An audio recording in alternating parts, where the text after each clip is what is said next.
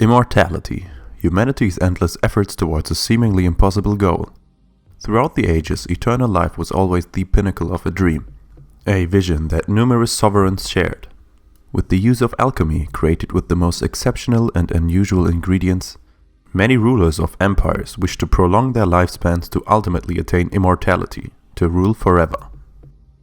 Numerous influential people throughout the millennia tried to achieve this goal, but all of them shared the same fate: certain, inevitable, irreversible death. Many philosophers, prodigies in their own right, tried to find a solution to mankind's most detrimental and tasking problem. Through the conservation of the physical vessel in ancient Egypt, as demonstrated with the mummification of the pharaohs, or the concept of transitioning into an afterlife in modern religious transcripts, we ask ourselves time and time again throughout the ages: is it possible to become immortal and live forever, stay eternally young, and experience civilizations rise and fall down with time?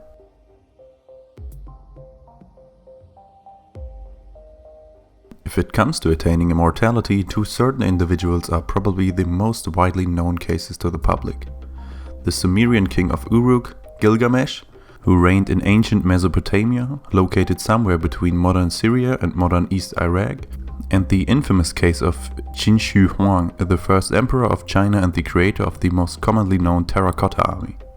Gilgamesh presumably ruled over the Sumerian city of Uruk in the 26th century BC, a vast and fruitful domain surrounded by the barren deserts.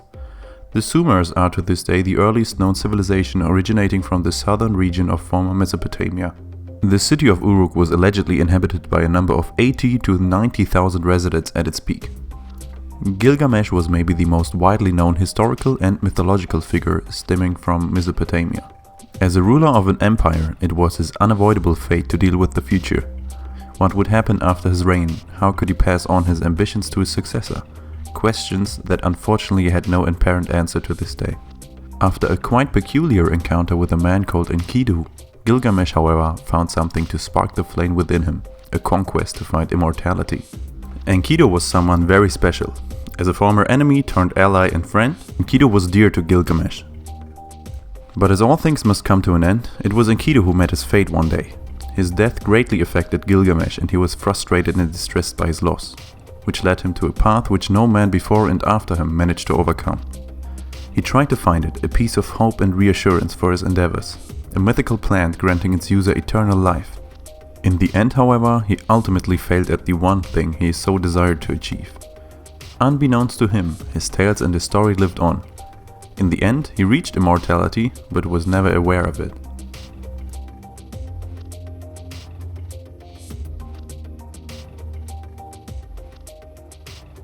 Huang was the founder of the Qin dynasty and reigned as the first emperor of United China from 247 to 221 BC. Being a noteworthy sovereign, he claimed the self-invented title of emperor, signifying his vast influence at the time, while also establishing an even higher title of nobility for himself. Although the emperor's influence was unrivaled, countless assassination attempts throughout his lifetime made him more and more fearful of death and what comes after. In countless attempts to prolong his life, he desperately sought out the fabled elixir of life, a potion granting its user eternal life if consumed. Sending out 500 young men and 500 young women from his own masses to gather the magical potion at the peak of Penglai Mountain, his efforts were also unfortunately futile, as none of them returned to report back to the emperor. Many years would pass as his fear and paranoia would only grow stronger, deeply affecting his mental state. It is uncertain, however, as to how he met his fate in the end, but reportedly he either died from stress or by ingesting a presumed life elixir in the form of mercury pills. The very thing he sought after to prolong his life was ultimately the thing that put an end to it.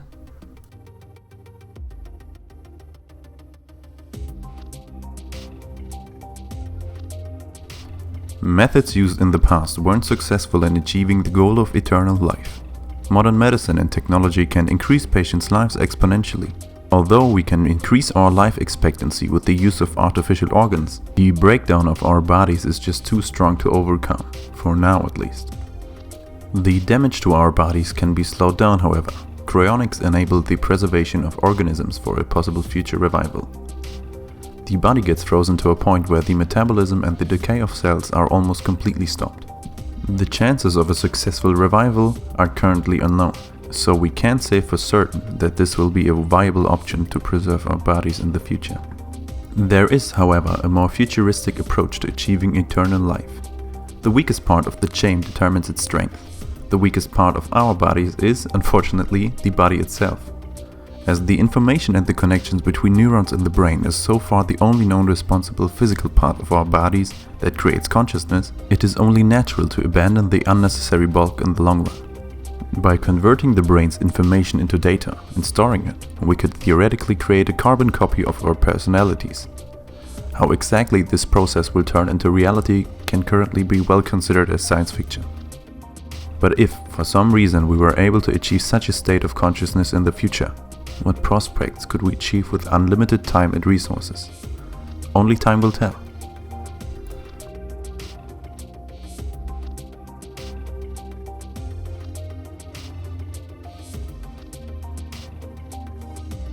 However, there could be a different approach to achieving this goal: biological immortality. Even though we aren't able to live forever, this doesn't mean that other living beings have to abide by the same laws. Lobsters, for example, do not age in a classical sense.